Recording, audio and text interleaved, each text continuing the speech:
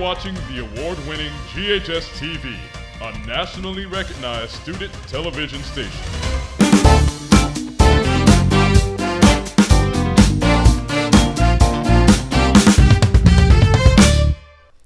Hello and welcome to GHS-TV's award-winning talk show, Crosstalk.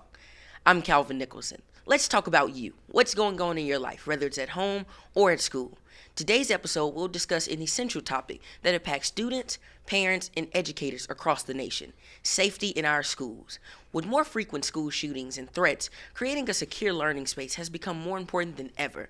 School shootings in the United States have increased over the past 2 decades. Only last year, the U.S. experienced 327 incidents, the highest recorded since tracking began, with 81 fatalities and 269 injuries. The Tennessee Department of Homeland Security noted that over 320 threats to schools across the state were reported between early August and mid-September alone. Here in Memphis, the situation is no less serious. In 2024, Memphis-Shelby County schools had multiple incidents leading to lockdowns, largely due to online threats targeting specific schools. Educators and families in the Mid-South, these statistics underscore the importance of awareness and preventative safety measures. Today we're joined by Dr. Marie Feagins and Dr. Jon Stencel, principal of Germantown High School. Together we will look at some important statistics and discuss current safety measures, as well as action needed to build a strong culture of safety and resilience in our schools. Later on, we'll be joined by a student panel who will share their perspective of how safe they feel in the school environment today, offering ideas, ways to improve school safety. So let's talk about it. How's everybody doing today? Doing well, Great, Calvin. Thank you. That's good. Dr. Feagins, we're going to start with you. Dr. Feagins, with over 320 threats reported in schools in Tennessee in a short period of time, how is the district adapting to safety protocols addressing this rising trend? Yeah, Calvin. So I think you mentioned a lot of it. It's working with our law enforcement agencies, our partners, not just in Memphis, but across the landscape of the communities that we serve. And so Germantown and even we're stretching into Millington, our own Memphis-Shelby County Schools security officers, MPD, Shelby County, deputies. And so you think about Tennessee Homeland Department, TBI, and just the list goes on in terms of how broad we have to stretch ourselves in ensuring that 111,000 students and growing, and certainly nearly 13,000 staff are safe every day. I think you understand that safety is psychological as well as physical. And so, when we think about that, it is, security, but it is also our counselors and our mental health support. And so as we think about the increase, the continued display of threats online, receiving them, through phone, however they come through, we've just been thinking about how to be proactive, right? And so that comes through education and information, just ensuring that everyone understands while sharing is important. Each time one of those threats is shared online, it frustrates the investigation process and the review. It flusters, the resources. It requires more. It takes longer to get to the root of it as well. And so it prolongs an already exacerbated issue. In addition to education and education information, it's also about strengthening collaboration. And so I stood up a Safe 365 call with MPD, Shelby County Sheriff's Department, as well as our internal team, and then the fire department as well. So we hold that call weekly. We're able to get ahead of some things that we're hearing, learn about some things that took place over the weekend and address those, but also think a little more deeply about how we strengthen our community conversations and interacting with the community. We've thought about different resources in terms of aging facilities and what that has to look like as we enter our facilities master planning for the next 20 years, and standing up something that is substantive. What does a new building look like, and should it consist of when we think about safety? It's also ensuring that our staff are trained, highly trained. It's more than just drills that you all have to go through as students and staff. It's really understanding what it means to recognize behaviors that can signal that someone or something may be a little off. We thought about clear backpacks and had those conversations as well with our principals. No, it's not something that's a favorite for students, but thinking about what that needs to look like from a broad perspective of safety, and then certainly from a human capital standpoint, just how do we get more counselors in our schools, more social workers, school psychologists, as we think about the impact of the same, the trauma that comes along with it, and just the anxiety that comes along with a community that is, not at peace when these types of situations continue to happening. So a lot is always in the conversation about how to move forward and really address what's probably not going to change. Thank you, Dr. Feagins. Dr. Stencel, how does Germantown High School tailor their safety protocols in response to the unique challenges faced in the Memphis area? Yeah, that's right. So obviously Dr. Feagins is in charge of 200 schools and I'm in charge of one. So what we are alerted to is when I feel that our kids are in any danger whatsoever, we have our protocols in place. We have incident command. Our emergency management systems are all in place. The collaboration that we've had, what Dr. Feagins mentioned with Homeland Security, TBI, FBI, the unique situation here with GPD, and then our SROs being Shelby County Sheriffs. There's very interesting dynamic relationships between those two organizations, and I'm honestly, we face challenges here because we're kind of removed from the city of Memphis, which is where we belong. But being out here in Germantown, the Shelby County Sheriff's Office takes care of our campus and our kids, but we have the advantage of having the Germantown Police Department takes care of the outer area, the streets and the public areas. So some people might think that that's confusing. It's not. I can assure you we are at a distinct advantage having those two organizations working together. This goes to both of you. I know you talked about Germantown, GPD, and you talked about all these different agencies. What is the district and on the school level? What are the collaborations like for local law enforcement and emergency services? And how are they response to these threats? We're going to start with you, Dr. Feagins, and then we'll move to you, Dr. Stencel. Yeah, we think about threats, but it's also the false pulls of fire alarms. It is, the consumption of edibles that creates a crisis. And so it's standing up the training. Schools now will have a crisis team, a school-based crisis team, certainly consists of an administrator, school counselor, school psychologist where necessary, security officer or SRO, and additional bodies who will serve to take a look at threats, because we do know that sometimes threats is a threat until it's not, is how we think about it. But some of them are low and some of them are high. And so just making sure that we're balancing how we are responding by standing up a school-based crisis team is one of those. I think in addition to that, it is also, I mentioned earlier about expanding training. And so understanding what happens at each step of a crisis is also important. And so Dr. Stencel mentioned the significance of having protocols in place. Each day and each crisis looks and feels different. It includes different individuals, and they can all have a different outcome. But all of those outcomes are all dependent upon every person knowing exactly what to do, understanding what not to do, and then certainly doing that in a consistent way. And so I think those are some of the ways in terms of at the school-based level, we have committed to our principals to ensuring that they are trained, more often. As often as threats happen, it's still not something that happens daily where you just get used to it. And so it is not something that just comes to you immediately when it happens, right? And so it's not like brushing your teeth or the things that we do every day. And so it requires a consistent conversation and certainly sharpening the training as we go forward. You have a different perspective than other principals because a lot of them go through Shelby County Sheriffs and MPD, but you have a chance of going through GPD in your own little law enforcement agency. Mm-hmm. Yeah, you're exactly right. It's like having my own personal little, police department off to the side, aside from the SROs being Shelby County Sheriffs who work with us on our campuses. The ongoing training is fantastic. Dr. Feagins' office has been gracious enough to supply that for our schools. We had a team yesterday that went to training and received the most updated protocols that we will put in place. I would think the most important part that I wanted to mention was setting up incident command. Mm-hmm. And I think what's important for everybody to know is every school has incident command, and they are in place until the local authorities arrive, and then they take over incident command. So the good thing about that is, as long as my people the school level personnel are trained and they know what their procedures and protocols are. They get into place, but they only just have to hold on until local law enforcement arrives, and then the pros take over, and then we're just ancillary in the background.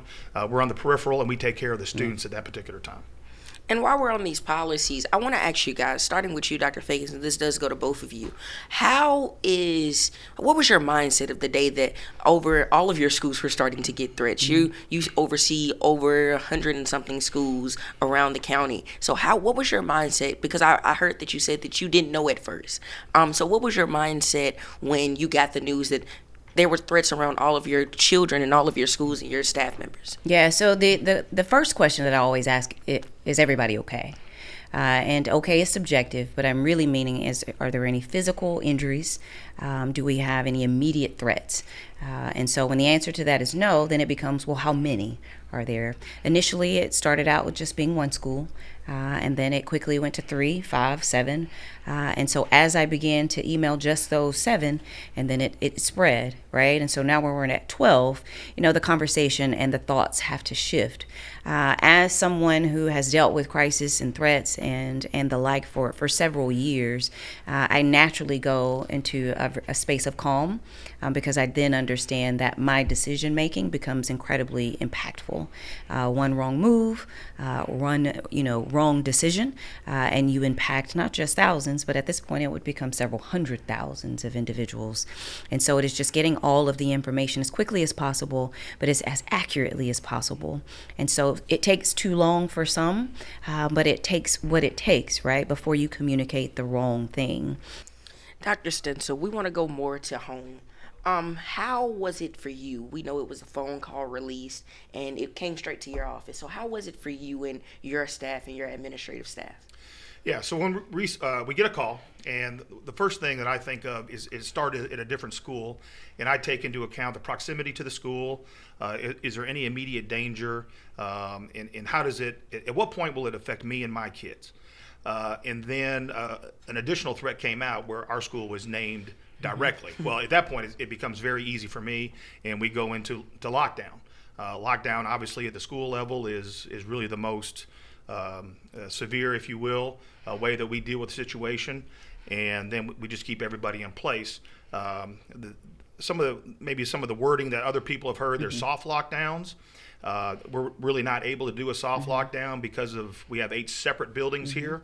So we had to keep everybody in place. If I happen to be in a school that has indoor hallways throughout, then I can have the kids moving about within the hallways because they would not be exposed to the outside and anybody who may be passing by the school. But the particular time here, that's just one of the things that we have to deal with at Germantown is we just had to sit in place until I made sure that there was no immediate danger for our children. Safe to say we have a very unique campus. Well, thank you, Dr. Feagins. Thank you, Dr. Stencel, for coming. It was truly a pleasure having this conversation with you guys. Absolutely. We've heard from our experts' point of view. Up next, we'll bring in our peer panel to get their take on the topic.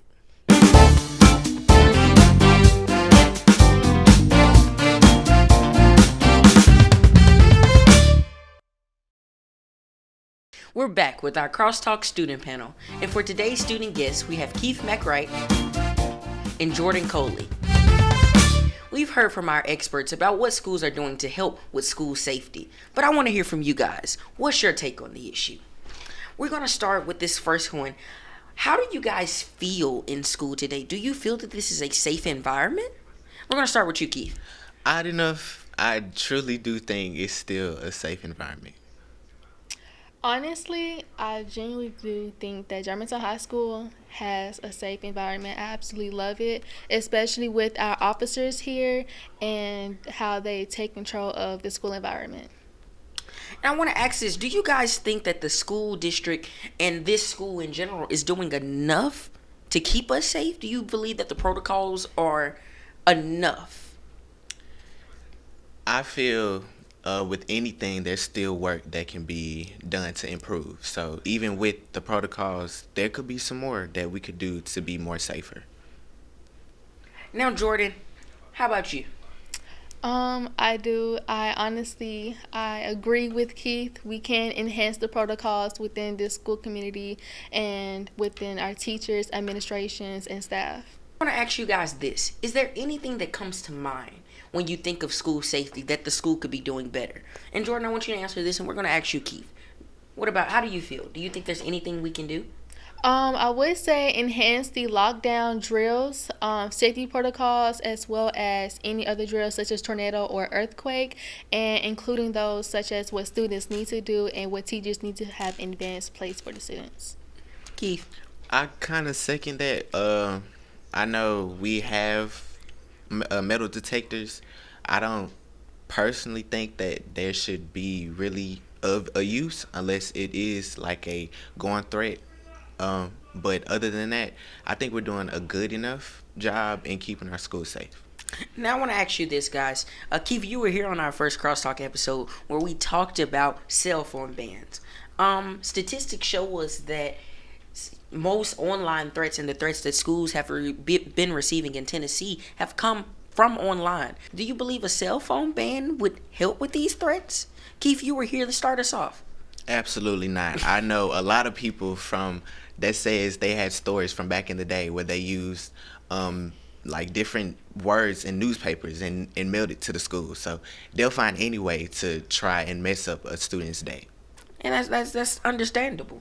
Jordan? I would have to disagree because cell phones have really emotionally connected to people, which cause distractions within school learning and the learning process. And I feel like taking that distraction, they can have time with it, but taking that distraction away can really make students get more involved in the community and the school.